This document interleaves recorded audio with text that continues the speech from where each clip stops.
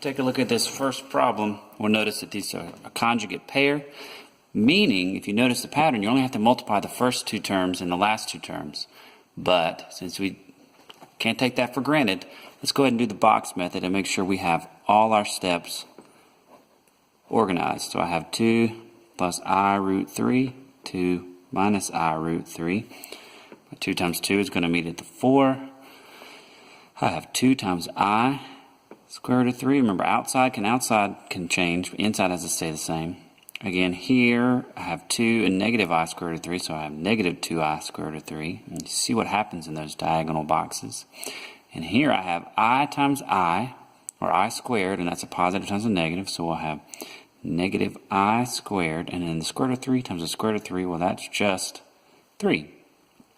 And what we notice from there, I have 4. These two are going to cancel each other because they're equal and opposite. And then minus I squared times 3. So 4 minus, we know that I squared can be replaced with negative 1. What were those two doing already? Multiplying. So we end up with 4 minus negative 3, which is 7. Okay, this next problem. This one is going to require a conjugate. The conjugate has to take the form of 1, right? But it's a special kind of 1. We know it's 1 because it's the same thing on top and bottom. And there we go. Notice that those two things are the same. We multiply fractions straight across. So let's get started. I'm going to go ahead and use the pattern to my advantage for this problem because we know these are conjugates, and we're going to cancel out those O and I terms if you think about it like FOIL, kind of like what happened up here in this problem. So let's go for it. The first two, 3 times 3 creates the 9. Move that up just a bit. Let's see if I can, there we go. That's not much better, is it? That's what I wanted. That's my 9. And then I have square root of 2 times the square root of 2. What's that? 2. And they are positive times negative. They are subtracting. On the top is where we're going to have some fun with that. So we're going to need to make sure we organize these steps the correct way. Enter the box. So I have 2 plus square root of 3. I have 3 plus square root of 2. So those, are they conjugates? No. 3 times 2 is 6. 3 times square root of 3 doesn't change. 2 times square root of 2 doesn't change. Square root of 2 times the square root of 3. It goes back to that property of radicals. It says two things are inside radicals. They can be rewritten as a single radical if you multiply them. So, are any of these like terms? Well, these don't have the same radical, so that's a no. This is a constant. This isn't a radical. So we actually have all of these terms written together. And they're all positive, which is good. 3 square root of 3 plus 2 square root of 2 plus root 6. Okay? What's one thing we can do after that? Extend just a bit. Yeah! I can say that 9 minus 2 is 7. And that's it. That's my answer. 6 plus 3 square root of 3 plus 2 square root of 2 plus square root of 6. That's it. Nothing else to do. Okay? Now, let's take a look at 11 because it's a little bit different. Does 11 have 2 terms in the denominator? What would you say to that? No. Is it single? Irrational. So we can begin to simplify it first, or we can just go ahead and get rid of it. We know that we can get rid of it. This is one of the examples in the notes. If we just multiply it by itself. We know that's one of the properties of radicals. We're trying to use that to our advantage. So I have 2 times the root of negative 2. And then this is based on that simple identity property. Square root of a times the square root of a is a. Therefore, what we're going to get here is just a negative 2.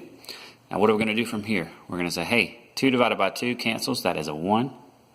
We can go ahead and move this negative up. So here's what I'm looking at. Negative square root of negative 2.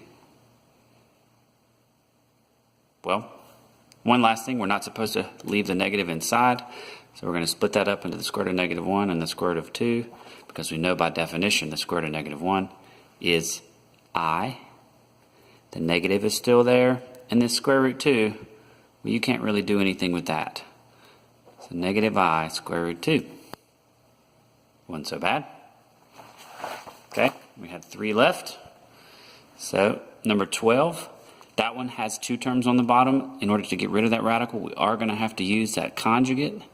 So what would that be? Exactly the same thing. Right? Notice the numbers don't change. The only thing that changes is the sign between the terms. Okay, so let's talk a little bit in more depth about this bottom product. Right, we're saying 2 square root of 5 times 2 square root of 5, right, for that first part, and then 1 times negative 1. Well, that's pretty simple. That's just going to be negative 1. But I want to draw your attention to this part here. A lot of people seem to be messing this up. So this goes back to if they're outside the house, they can change each other and become the 4. If they're inside the house, they can change each other. So what is the square root of 5 times the square root of 5? The square root of 25, or just 5.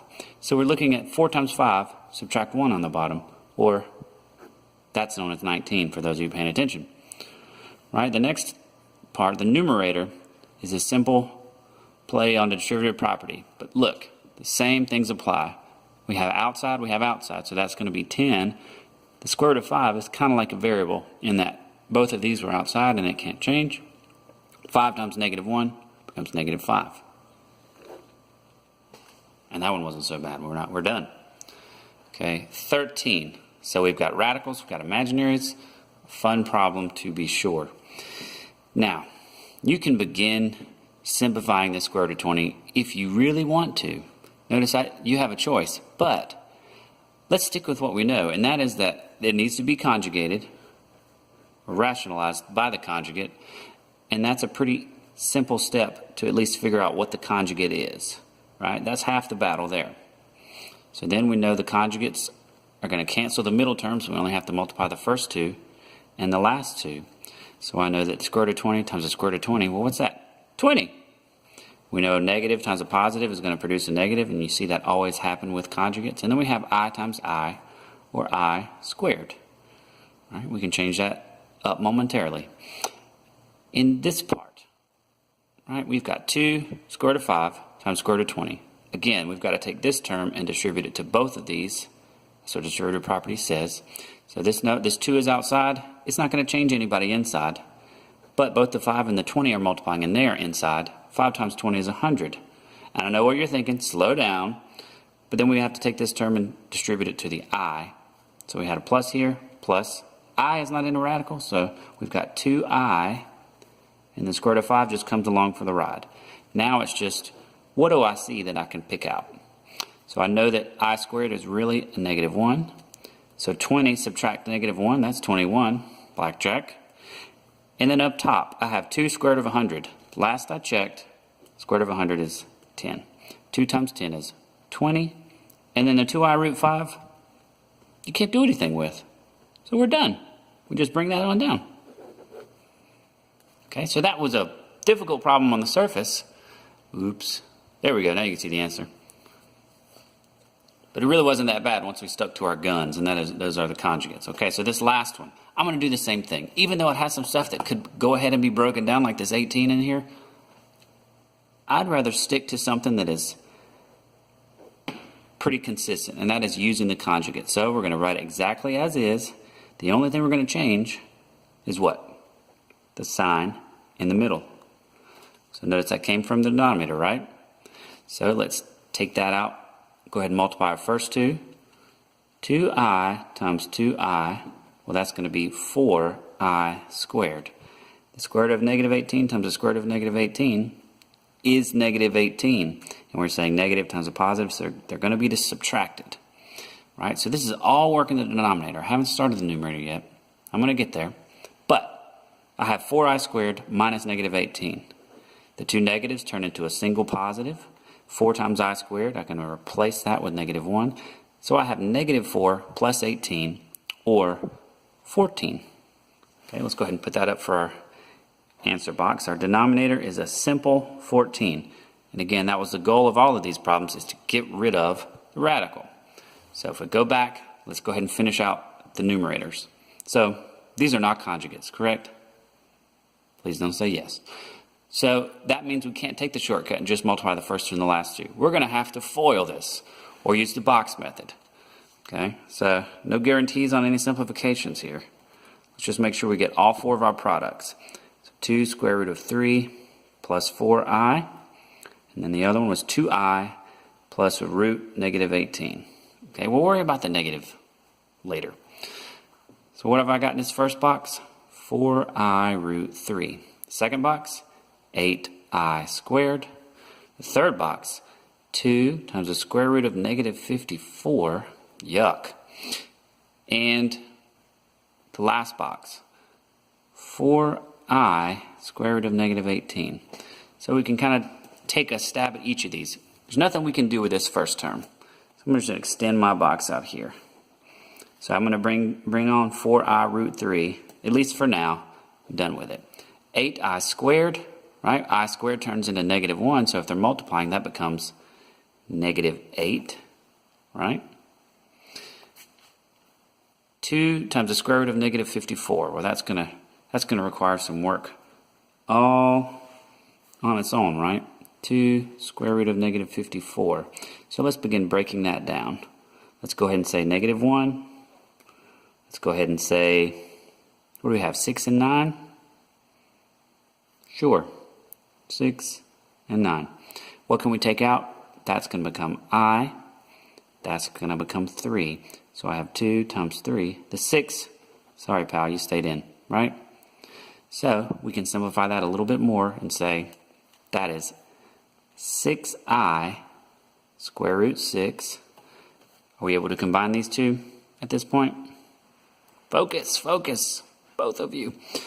No, they're not alike in the radical, so they are unable to be combined. We can move on to the last box, which was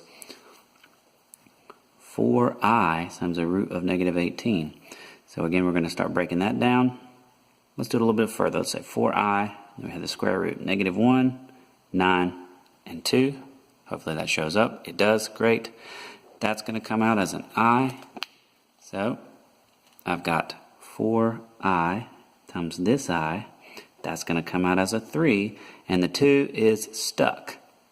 So what do we get out of that? One last extension. 12i squared root 2.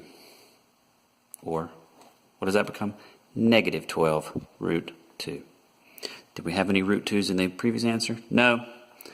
So we're going to bring that over separately. And finally, save the best problem for last, right? Focus! This is our solution. There we go, much better. So, pause it, take a look, peruse through that problem a little bit. The denominator was the easy part.